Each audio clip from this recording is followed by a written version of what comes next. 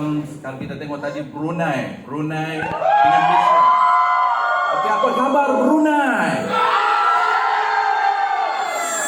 Okey, kita tengok Malaysia, Tenera pula, boleh? Kita excited tuan sebab tajuk kita ini tajuk yang agak nampak macam formal sikit tuan kita tak nak tidur, kita tak nak keluar tandas. Boleh? Okey, apa khabar Tenera? Baik, baik. Bismillahirrahmanirrahim. Alhamdulillahirabbil alamin wa bihi nasta'in wa la 'udwana illa 'alal zalimin amma ba'd. Baik, sebelum tu tuan-puan, saya perkenalkan diri saya terlebih dahulu bagi orang yang mungkin baru tak kenal lagi tuan-puan. Okey, dia terlaju sangat tuan-puan. Okey. Okey, saya tuan-puan Zahar Ramli. Partner saya Nur Syamsiah binti Abdul Rahim ataupun Kak Syam, dan saya punya ni, saya perkenalkan tuan-puan, saya punya upline saya, anak muda yang sangat hebat, Kamil Arif, dan juga Didi ataupun upline Didi saya, Founders Platinum Akmal Zakir, dan juga mentor yang hebat kami tuan-puan, iaitu Double Diamond Puan Rohani dan juga Encik Tain. Satu tepukan gemuruh kepada mentor kita. Dan saya juga tuan-puan ucapkan terima kasih kepada kita punya mentor CSE kita. Satu tepukan gemuruh kepada semua mentor hebat CSE kita, terdiri daripada Puan Rohani dan juga Encik Said, dan juga Founders Executive Diamond Dr. Hilna dan Dr. Aziz, dan juga EDC Abang Nordin dan juga Kak Siti, dan juga semua kita tepukan gemuruh tuan-puan untuk insan-insan hebat yang di belakang sana. Tanpa saya menyebut nama, leader-leader hebat kita, mentor-mentor hebat kita tuan-puan, satu tepukan gemuruh untuk mereka. Tanpa mereka siapalah kita. Baik tuan-puan, latar belakang saya tak nak nak expresskan tuan-puan dah kenal. Baik, kita tajuk kita tuan-puan, yang pertama kita nak tengok tuan-puan, iaitu okey, yang ni tuan-puan tengok yang tengah, jangan tengok tepi tengok yang tengah. Okey, tajuk kita ataupun kita punya permulaan ini tuan-puan, kekayaan menurut perspektif Islam. Sebelum kita nak tengok MW dari perspektif Islam, kita nak tengok terlebih dahulu tuan-puan, kekayaan menurut perspektif Islam. Sebab saya percaya tuan-puan, yang ada dalam Dewan pada petang ini, semua kita berimpian untuk kaya. Betul? Walaupun kekayaan itu dari sudut orang panggil apa tuan-puan, orang kita agak negatif. Betul? Kalau kita sebut orang Islam ini kena kaya, agak negatif. So itu kita nak tengok tuan-puan ini, kita nak buka minda kita, kita nak clearkan minda kita. Kekayaan menurut perspektif Islam. Islam menggalakkan umatnya kaya. Sebenarnya tuan-puan, yang kita kena tahu, Islam menggalakkan umatnya kaya. Kita akan tengok mana dalil dia tuan-puan. Sebelum tu saya nak buktikan kepada tuan-puan, yang kaya sebenarnya tuan-puan, sebenarnya tokoh-tokoh yang saya sebut 4 ini, ramai lagi tuan-puan, tapi saya nak sebut 4 sahaja petang ini. Orang-orang yang menguasai ekonomi suatu ketika dahulu, tokoh-tokoh kaya. Yang pertama tuan-puan, kita tengok bukti kekayaan ataupun Islam menggalakkan umat dia mencari kekayaan. Tokoh yang pertama sudah tentu ikon kita, iaitu Nabi Muhammad sallallahu alaihi wasallam. Selalu saya sebut tuan-puan, mungkin maklumat kurang sampai kepada kita.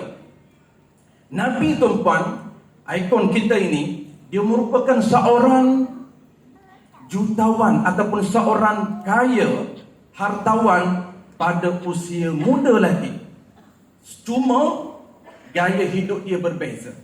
Dia seorang kaya tuan-puan, tetapi gaya hidup dia gaya hidup yang biasa, walaupun dia hartawan lagi jutawan. Kita tengok tuan-puan, yang popular saya pernah sebutkan tuan-puan, Nabi ini direkodkan di dalam sirah Ibnu Hisham dan direkodkan di dalam kitab sirah yang terkenal, iaitu Marhum Maktum, tuan-tuan, antara orang apa ketika itu tuan, pemuda Quraisy ketika itu yang kaya pada usia muda, iaitu 23 ke 25 tahun.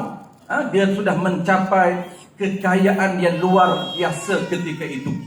Mana bukti yang disebut di dalam kitab Rahib Akum Al-Maktum, tuan-tuan, ketika mana Nabi berusia 25 tahun, dia ada riwayat yang berbeza.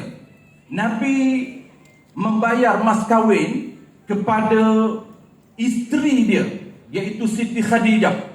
Riwayat yang pertama, tuan-tuan, Nabi membayar unta 20 ekor unta yang brand dia jenis bakar, big, ataupun kita mudah orang Melayu panggil tuan, bakar.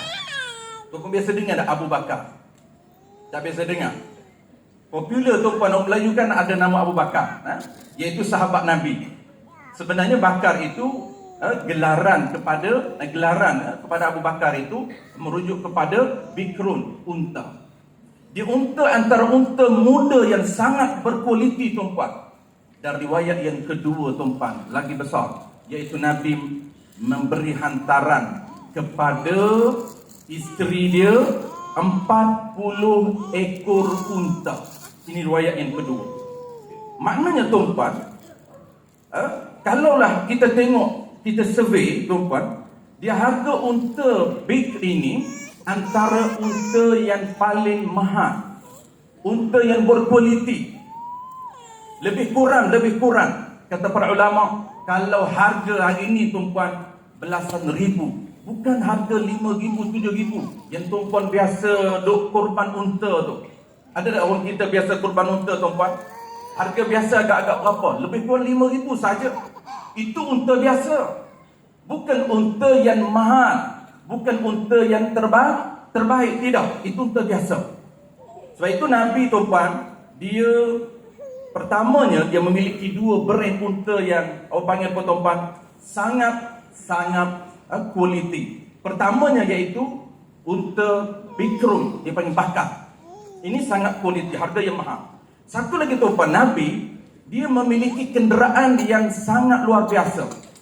Brand kenderaan dia, nama dia lah Qaswah. Tuan-tuan jangan dengar. Qaswah. Ini nama brand kenderaan Nabi. Ada dua ciri, tuan-tuan. Tuan-tuan nak kena kenal kenderaan Nabi. Nanti orang tanya, apa kenderaan Nabi? Nabi pakai Porsche ke Lamborghini? Kita tak tahu. Betul? Kita kena tahu, tuan-tuan. Nabi ni dia pakai kenderaan dia, nama brand dia adalah Qaswah. Tuan-tuan tahu tak Qaswah ni ciri ada dua. Yang pertama, sangat antara unta, brand unta yang sangat laju. Qaswah ini, tuan-tuan, sangat laju. Kalau hari ni kereta laju apa, tuan-tuan, nak agak? Porsche. Porsche, tuan-tuan tak kenal Porsche? Tak kenal. Antara Nabi, tuan-tuan, dia memiliki kenderaan yang sangat laju, iaitu Qaswah. Dan yang kedua, tuan-tuan, teknologi yang ada pada kenderaan Nabi, iaitu ciri dia panggil pintar. Dia boleh parking sendiri, tuan-tuan. Dia boleh parking sendiri. Kita boleh parking sendiri. Kita yang kena parking, betul? Kita kena parking. Tetapi kenderaan Nabi, satu, dia boleh report kepada Nabi kalau dia letih dan sebagainya. Macam kita hari ni lah, mesedih kita kan, dia naikkan. Kalau angin kurang pun dia paparkan skrin, betul? Dia tak pakai mesedih. Dia pakai kaca saja. Kancil je. Okey, orang MW memang dia pakai mesedih, BN. Okey, tuan-puan, dia ini pintar. Nak apa saya nak cerita, tuan-puan? Benda ini, maklumat ini ditenggelamkan. Betul tak? Kenderaan Nabi hebat. Harta Nabi ketika itu, ketika di usia muda lagi, tuan-puan, sangat luar biasa. Kenapa? Kerana 40 ekor. Kalau tuan-puan darat dengan 12,000, dah berapa ratus ribu, tuan-puan, hantaran mas kahwin dia. Hebat tak hebat? Sangat hebat, tuan-puan. Okey. Yang kedua dan ketiga saya nak ekspreskan. Tokoh yang kedua, tuan-puan, iaitu nama dia Abu Bakar As-Siddiq. Ini kaya tuan-puan, orang kaya yang tuan-puan jangan dengar. Abu Bakar As-Siddiq ni dia sangat banyak harta dia, dan dia terkenal tuan-puan, dia terkenal dengan apa dia? Dengan orang yang banyak membebaskan hamba. Ini antara dia punya orang panggil job yang Abu Bakar ambil. Sehingga Nabi gelar kepada Abu Bakar, apa dia? Rajulun fatahriru raqabatin. Ini gelaran yang Nabi bagi kepada Abu Bakar. Apa dia? Rajulun fatahriru raqabah. Lelaki yang banyak menghabiskan harta benda untuk membebaskan hamba yang ada di negeri Mekah ketika itu. Inilah dia tokoh kaya yang perlu kita jadikan ikon. Dan yang ketiga tuan-puan, Sayyidina Osman yang ketiga. Saya nak ambil ini tokoh-tokoh besar tuan-puan, khalifah saja ataupun PM kita.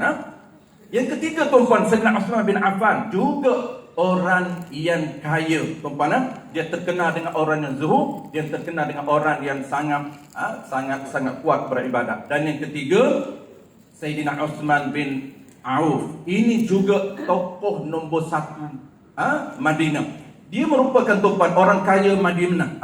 Sehingga kata para ulama, Sayyidina Abdul Rahman bin Auf memiliki sebahagian besar harta yang ada di Madinah. Madinah itu tuan-puan, harta Madinah, ladang-ladang yang ada di Madinah, tanah-tanah yang ada di Madinah dimiliki oleh Sayyidina Uthman bin Auf. Baik tuan-puan, kita nak tengok kesimpulan tuan-puan. Okey, kesimpulan kita tuan-puan, kekayaan merupakan satu tuntutan di dalam Islam. Kekayaan merupakan satu tuntutan di dalam Islam. Sebab kita kerja apa pun tuan-puan, apa niat kita? Bukan niat duit, betul tak? Kita nak duit. Tuan-puan kerja apa-apa pun profession tuan-puan, duit menjadi target kita, betul? Kekayaan menjadi target kita. Dan dalam Islam tuan-puan, bukan menjadi kesalahan untuk kaya. Bahkan memang kita kena target dan kita kena letakkan impian kita untuk pastikan kita menjadi seorang yang kaya. Okey, kita bersihkan minda kita tuan-puan daripada persepsi negatif. Tuan-puan keluar daripada base ini, pastikan minda kita clear.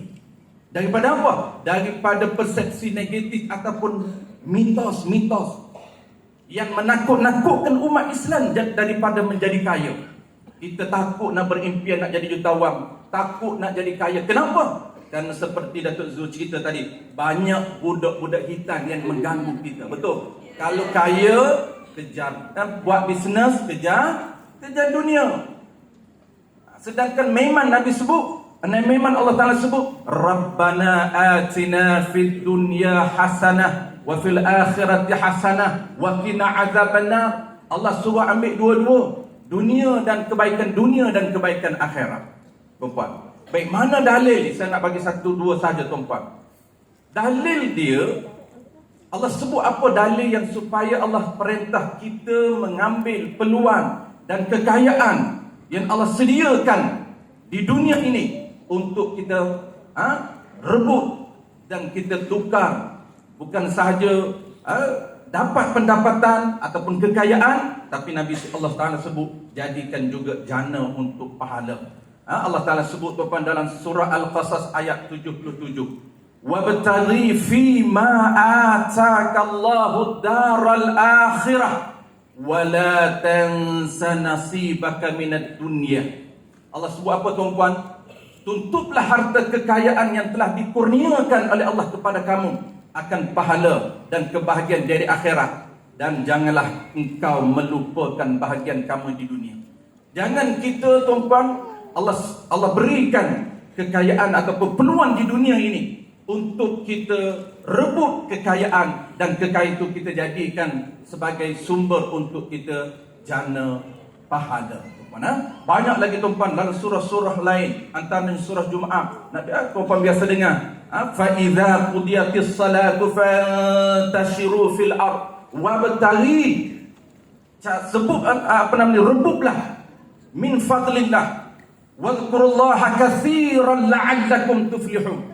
Ini antara ayat-ayat yang Allah galakkan kita supaya kita orang panggil apa, mencari kekayaan. Baik dan tuan-tuan, kita dah tahu sekarang ni tuan-tuan, fokus kita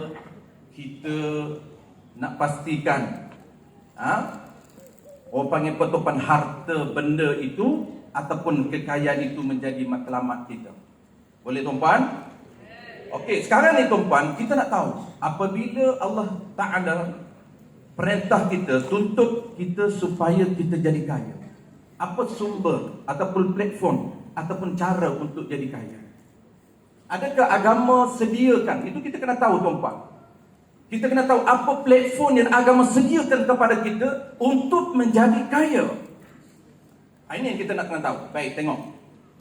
Platform membina kekayaan dalam Islam tuan-tuan, satu-satunya di dalam Islam tuan-tuan yang Allah Ta'ala sediakan, iaitu peluang perniagaan. Ini satu-satunya agama Islam tuan-tuan, dia sediakan platform, sistem untuk apa? Untuk manusia create pendapatan yang luar biasa. Sebab tuan-tuan, kalau tuan-tuan tengok susunan, kita tak perasan mungkin sebab kita jarang didedahkan info ini. Kita duk biasa tahu sembahyang saja. Sembahyang, puasa, zakat, haji itu saja. Kalau kita tuan-tuan, kita tengok struktur ataupun susunan selepas daripada ibadah, maka Islam ajar kepada kita tuan-tuan, Islam sediakan kepada kita platform ekonomi ataupun dia panggil dalam bahasa Islam dia panggil muamalah. Dia panggil muamalah. Dalam muamalah tuan-tuan, kalau siapa belajar muamalah, ada lebih kurang 21 topik. 21 lebih lah ada ikut tengok kitab. Dan yang pertama sekali tuan-tuan, tajuk yang pertama ialah tajuk perniagaan. Tajuk yang pertama ialah tajuk perniagaan. Sebab itu tuan-tuan, perniagaan merupakan platform yang disediakan oleh Islam untuk membina kekayaan. Tuan-tuan boleh baca tu contoh itu. Perkara pertama yang dilakukan oleh Nabi kita tuan-tuan, dia buat dua benda.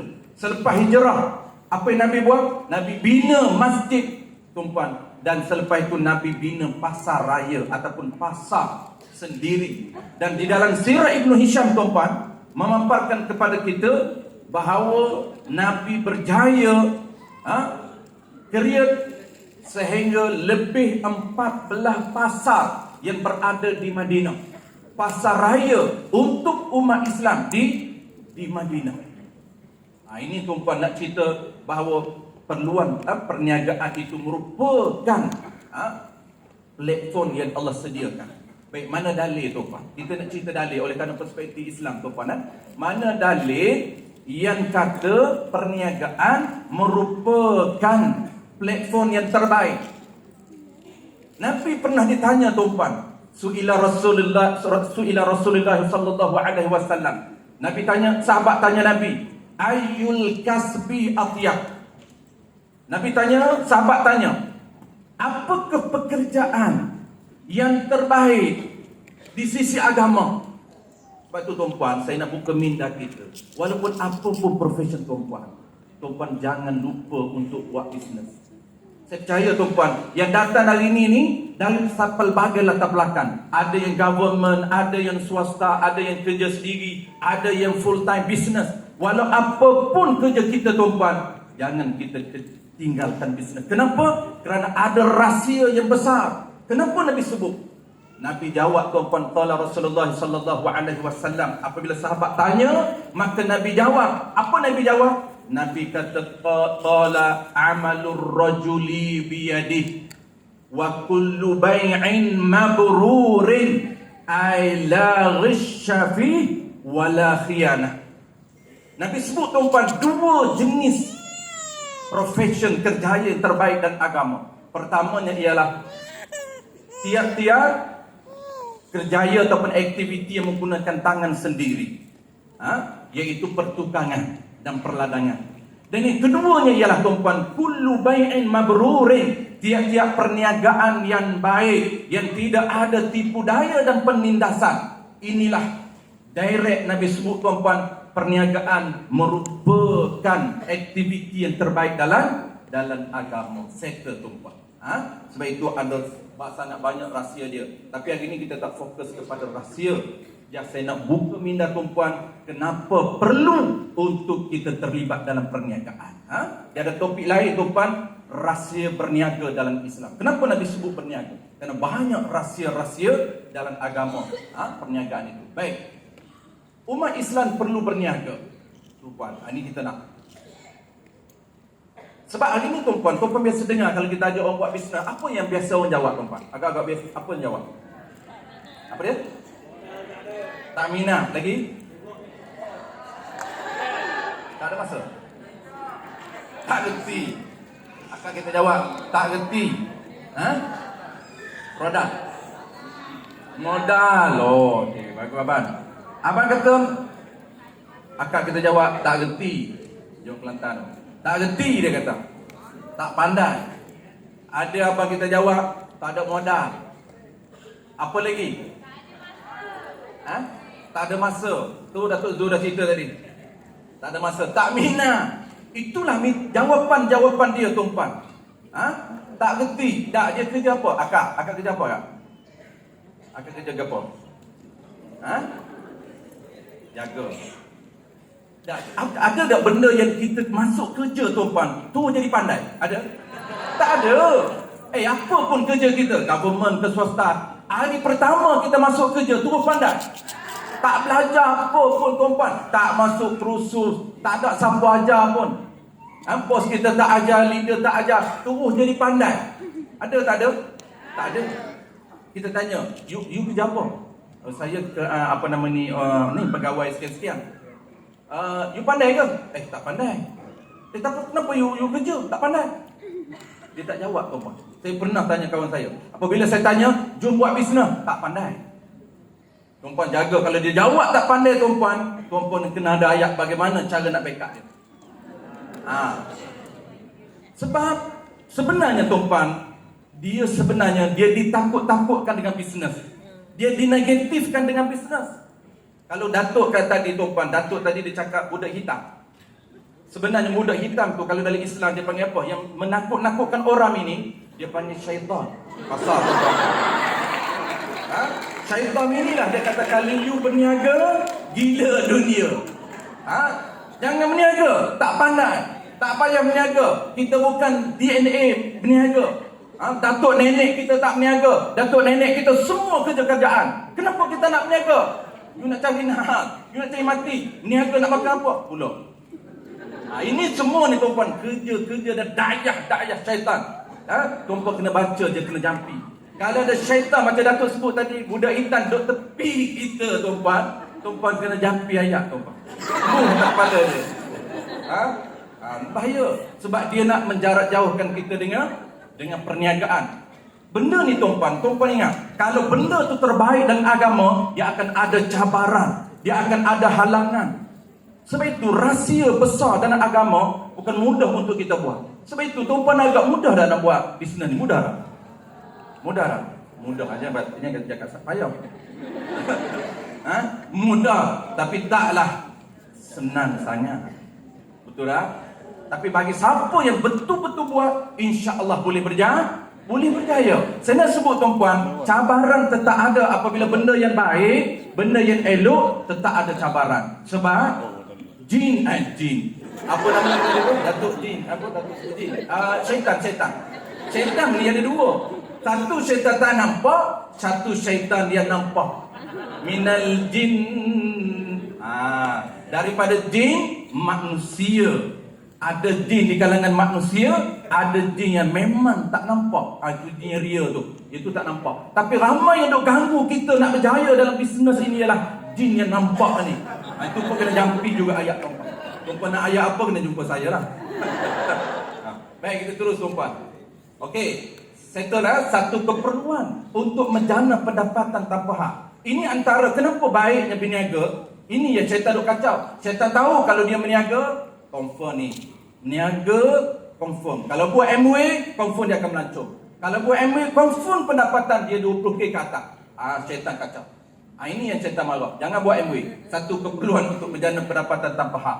dan sebagai ibadah untuk berjana pahala, tuan-tuan. Baik, kita nak dua-dua. Yang membezakan kita orang biasa dengan orang Islam, tuan-tuan, bezanya kita ialah kita akan dapat pendapatan luar biasa dan Nabi ajar juga untuk menjana pahala.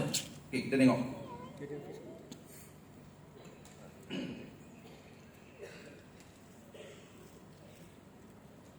Okey, settle, tuan-tuan. Sekarang ni kita nak tengok dua terakhir, tuan-tuan, dua benda. Pertama, isu MW dari perspektif Islam. Yang kedua, tuan-puan, last sekali saya nak sharing, tuan-puan, bagaimana bisnes MW untuk dapat pendapatan yang luar biasa dan pahala yang luar biasa. Itu membezakan kita businessman yang dirintis oleh Nabi. Bezanya lah, Nabi dia kaya dan dia juga pahala. Dia tahu bagaimana kekayaan itu untuk kreat dan jana pahala. Baik. Isu saya bawa 3. Isu ni saya nak ekspreskan supaya saya nak fokus kepada bagaimana cara untuk jana pahala, tuan-puan. Okay. Isu pertama, tuan-puan, MW patuh syariah. Sudah tentunya, tuan-puan, mungkin kita tertanya-tanya, nak buat MW ni okey ke? Patuh syariah ke? Dia sudah agamanya okey ke tidak? Sebab apa pun, tuan-puan, kita nak pastikan income kita, pendapatan kita bukan saja banyak tetapi diredai oleh Allah Subhanahu Wa Taala dan berkat. Nak berkat, tuan-puan, pastikan operasi bisnes kita menepati atau mematuhi syarat. Yang pertama, konsep jual beli memenuhi kriteria muamalah. Settle, tuan-puan. Ini asas. Kita nak kena scan dia, nak tahu dia patuh ke tak patuh syariah. Tuan-puan, dari sudut implementasi dia, tuan-puan, dari sudut muamalah, settle. Pertama kita tengok konsep jual beli memenuhi kriteria muamalah. Antara kriteria muamalah, tuan-puan, yang pertama, info produk yang jelas. Kalau tuan-puan belajar, dia panggil terma dan syarat sah jual beli. Ini akan disebut oleh para ulama. Ada 15 dalam kitab Matla'ul Badrain, ada 15 syarat sah. Dalam kitab I'anatul Talibi ada 7. Baik, kita tengok. Satunya, tuan-puan, info produk mesti jelas dan mesti lengkap. Ini asas yang Islam meletakkan. Kalau you all nak buat jual beli, pastikan produk itu info dia lengkap. Pembeli kena tahu apa campuran dia sebelum dia jual, tuan-puan. Islam meletakkan garis panduan, info produk mesti jelas. Tuan-puan, agak-agak kita jual beli ni, kita jual Nutrilite dan sebagainya, jelas tak kita beritahu pada pelanggan kita? Jelas tak? Kita main jual je. Tak, kita belajar. Ini special. Apabila saya masuk MW, tuan-puan, saya tengok wow-nya, saya tengok detail. Dia punya kelas, apabila saya masuk kelas, memang saya teruja, tuan-puan. Sebab saya dah ada info muamalat sedikit, tuan-puan. Apabila saya match dengan MW, saya tengok memang MW sangat wow dan sangat-sangat menepati muamalat Islam, tuan-puan. Antaranya, info produk yang jelas. Tuan-puan tak perlu lagi rasa orang panggil apa, rasa syak wasangka. Okey tak okey? Memang sangat okey. Yang kedua, tuan-puan perasan tak demo tu? Ada orang perasan tak? Ada tak rasa leceh lah nak buat demo, jual macam tu je lah, tak payah demo? Ada tak? Ke kita seronok buat demo? Seronok kan? Seronok tak buat demo? Jujur ke? Nak kena kacau biosfir, nak kena demo satu-satu rasa leceh. Benarnya, tuan-puan, tak apa, tuan-puan, ada pahala. Tapi kena betulkan niat sekejap lagi. Demo, tuan-puan, dia termasuk di dalam salah satu syarat jual beli di dalam mazhab kita. Mazhab kita, tuan-puan, sebelum beli barang kena tengok dulu. Bagaimana barang tu, jangan main jual saja. Kena tengok. Macam mana, setiap produk kena tengok. Itulah, tuan-puan, yang saya nampak wow, yang boleh membuka mata saya sebenarnya. Awal saya buat MW, tuan-puan, yang awal yang buka minda saya sebelum income, sebelum pendapatan adalah produk dulu. Barulah yang kedua saya tengok pendapatan. Mungkin tuan-puan pendapatan dulu, baru tuan-puan tengok produk. Saya tengok produk dan saya tengok dia punya cara bisnes itu mematuhi ataupun tidak. Demo memang, tuan-puan, memang sangat wow. Buatlah demo, tuan-puan, walaupun rasa leceh, kacaulah biosfir, tuan-puan. Buatlah apa pun. Apply so buat saja. dan betulkan minda kita, betulkan niat kita. Sekali saya akan beritahu, memang demo salah satu cara Islam ajar, kena tunjuk kepada orang sebelum orang beli. Jangan beli tanpa tunjuk. Baik, yang ketiga. Yang kedua, isu yang kedua. Isu pertama, tidak ada unsur tipu daya dalam sistem jual beli. Okey, situ saya tahu. Kita ini isu kedua, tuan-tuan. Poin yang kedua, masih lagi dalam patuh syariah. Kenapa dia patuh syariah? Poin yang kedua, tuan-tuan, plan yang adil dan tidak ada penindasan. Berasaskan usaha sendiri. Yang ni tuan-tuan dah maklum, tuan-tuan. Just saya sebut poin saja. Tuan-tuan dah tahu bagaimana cara untuk elaborate. Berasaskan usaha. Tapi saya nak cerita, inilah poin yang membezakan di antara bisnes patuh syariah dan tidak patuh syariah di luar sana. Kita, macam Datuk Zul cerita tadi, berasaskan usaha. Kalau downline kita, tuan-tuan, dia usaha lebih daripada kita, dia boleh potong kita. Betul? Macam Datuk Zul cerita tadi, dia boleh potong kita. Inilah real business yang dilulus oleh syariah. Boleh? Okey. Dan konsep harga adil untuk semua. Semua, tidak ada berbeza-beza harga. Siapa pun tuan-tuan, diamond ke dia, fundus emerald ke dia, semua dia beli dengan harga yang sama. Baik, yang ketiga, tuan-tuan. Poin yang ketiga, patuh syariah, iaitu MOU bebas riba. Tidak ada kontrak riba hutang, tidak ada. Yang kedua, yang paling wow di sini, tuan-tuan, nilai kebajikan menjadi dasar dalam bisnes MOU. Tuan-tuan tengok di sini antara keterujaan saya. Ini poin-poin yang menyebabkan trigger saya kenapa saya buat MOU, tuan-tuan.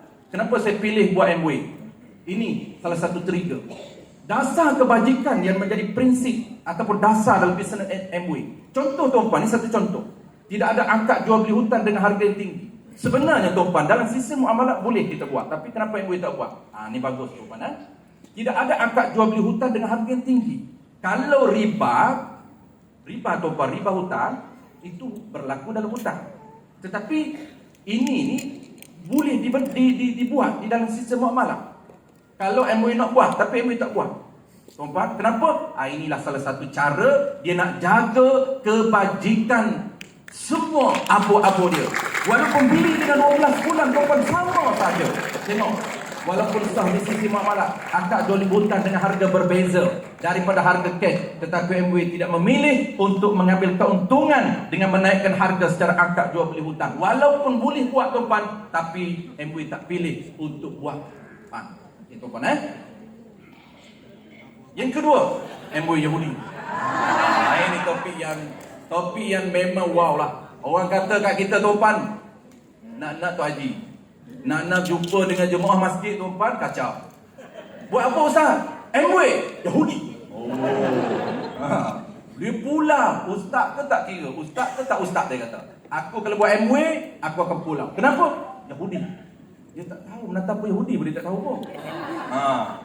Tengok, tuan-tuan, kesimpulan. Tuan-tuan tengok kesimpulan saja.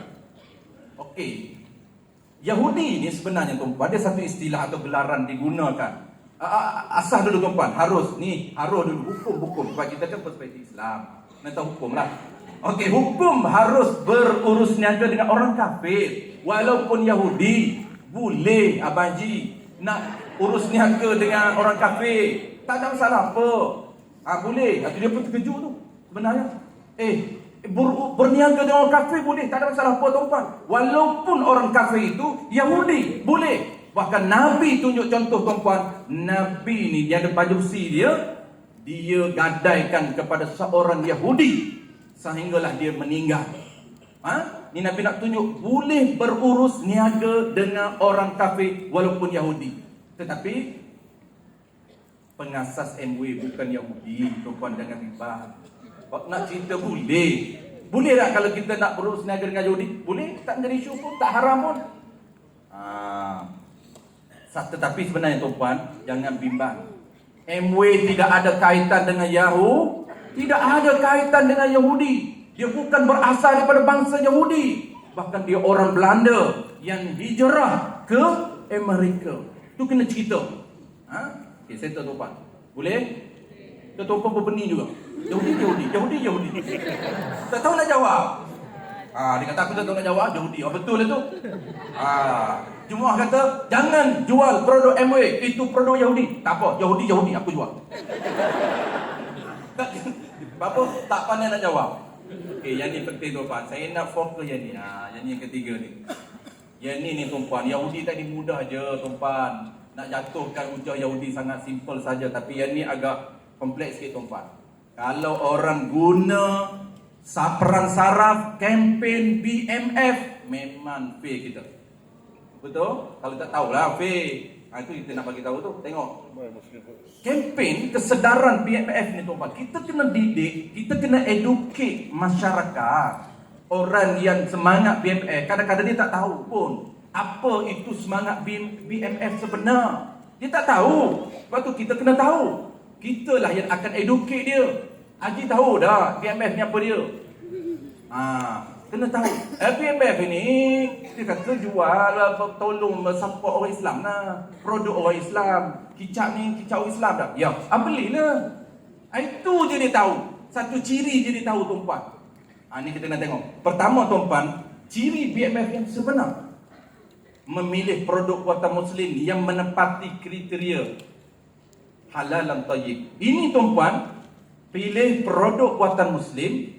Yang kedua, halal. Yang ketiga, tayyib. Kalau ada 3 ciri, support lah. Itu BMF. Betul? Tapi satu, itu baru satu. 2, belum lagi. Tengok yang kedua. Yang kedua tuan-tuan, memilih produk yang halal dan tayyib walaupun bukan buatan Muslim. Di sini tuan-tuan jangan terkejut. Kenapa? Memilih produk yang halal dan tayyib walaupun bukan buatan Muslim. Kenapa tuan-tuan? Sebab halal, prioriti halal dan tayyib itu lebih kita kena fokus ataupun berada pada dia panggil pada pemilihan yang dasar. Ini antara kriteria ataupun pemilihan yang Islam ajar. Kulu mimma fil ardi halalan tayyibah. Itu Islam dah ajar bagaimana cara untuk memilih memilih produk. Yang ketiga tuan-tuan, tengok.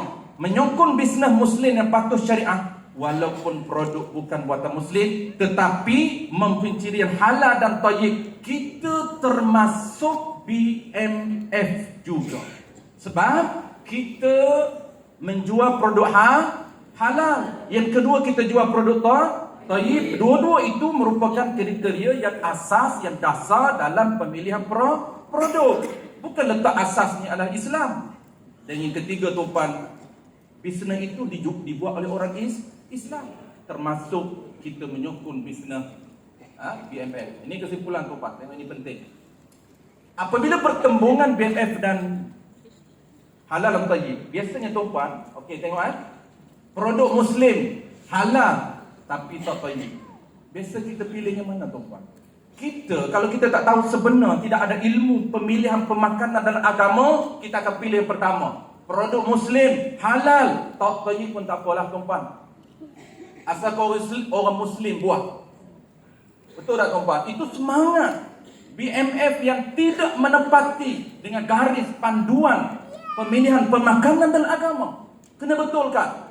Pangkah tuan-tuan. Yang kena sokongnya lah. Walaupun dia bukan Islam, tetapi halal dan tayyib. Kena utama. Kenapa ini kaedah dia? Kaedah banyak tapi saya bawa yang umum. Berdasarkan kaedah fiqh dan mazhab Syafi'i, mudarat mesti dihilangkan. Mudarat mesti dihilang. Sebab itu kita kena dahulukan produk halal, dahulukan produk tayyib, barulah yang ketiga Muslim ataupun tidak. Boleh faham tuan-tuan? Bermakna kesimpulan tuan-tuan, MW memenuhi kempen BMF yang sebenar.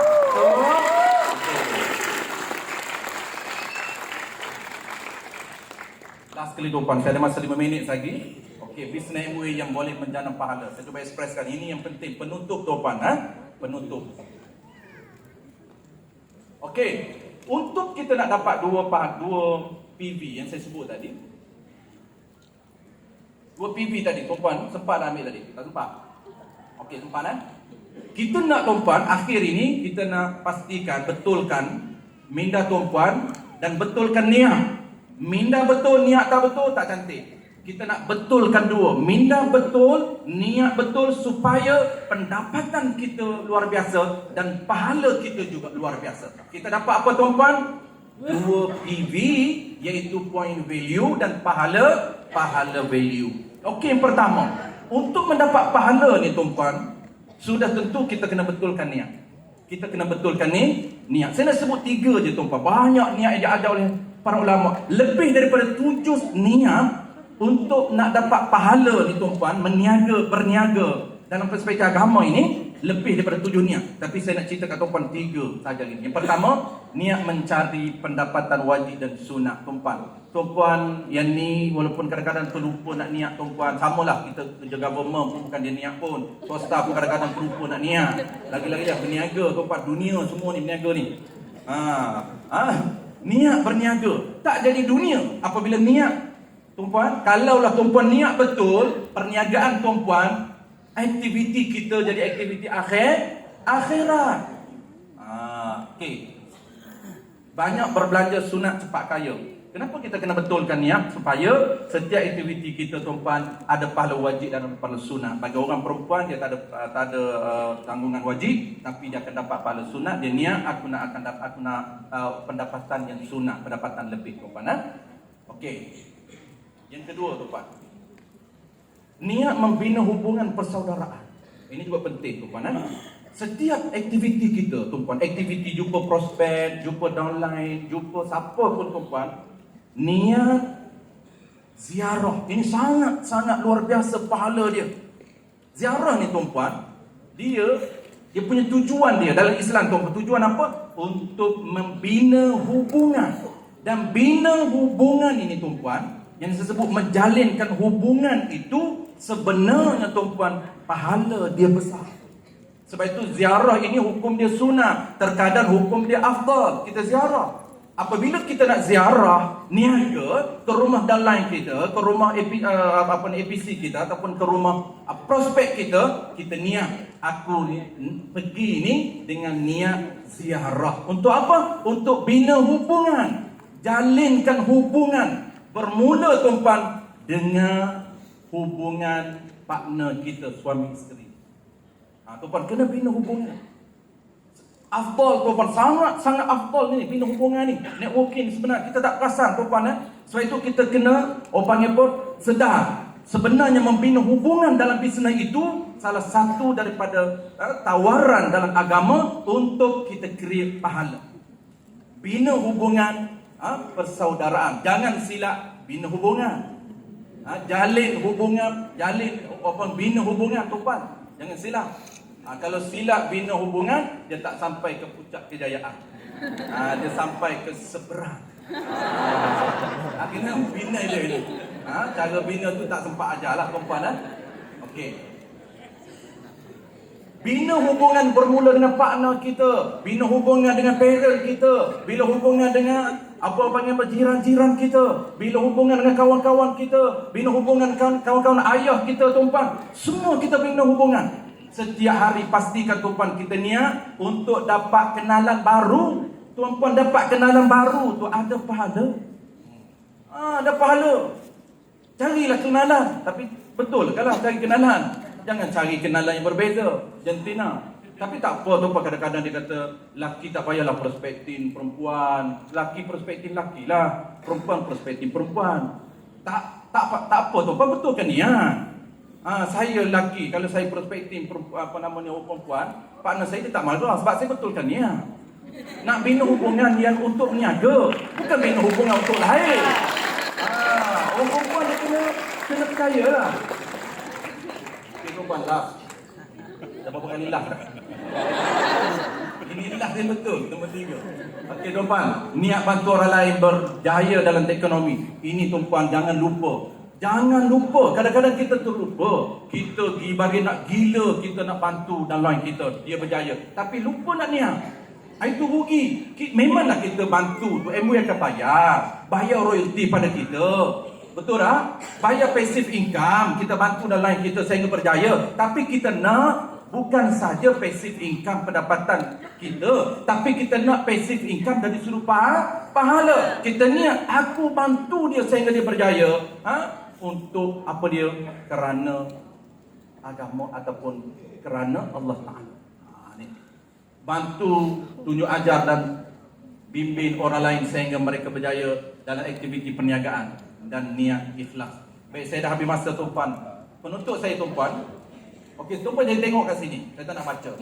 Penutup dia tuan-puan, saya ada 8 saat. Okey. Saya nak bagi penutup dia, satu je tuan-puan. Saya tak payah baca yang ni. Tuan-puan tak payah senang. Okey, tuan-puan nak berjaya satu petua, satu petua tuan-puan. Tuan-puan nak berjaya. Saya nak ambil satu contoh ni ialah falsafah zikir. Tuan-puan biasa dengar ada zikir. La ilaha illallah.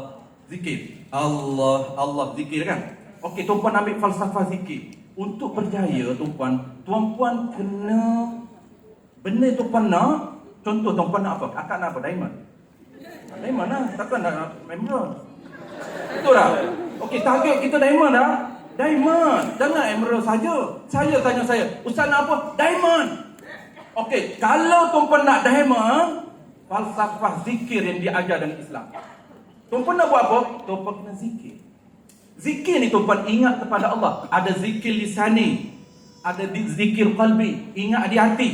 Ada zikir lisani wa qalbi, mulut dia sebut, hati dia ingat. Tetapi kita nak tuan-puan zikir yang paling terbaik ialah jangan zikir lisani saja.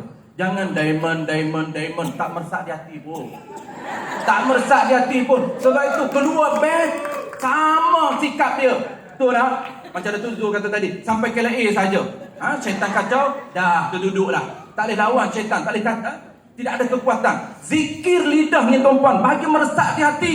Diamond, diamond, diamond, diamond, diamond. Hari-hari tuan-puan zikir lebih daripada 40 kali. InsyaAllah saya doakan semua kita berjaya. Diamond. InsyaAllah jumpa di puncak kejayaan.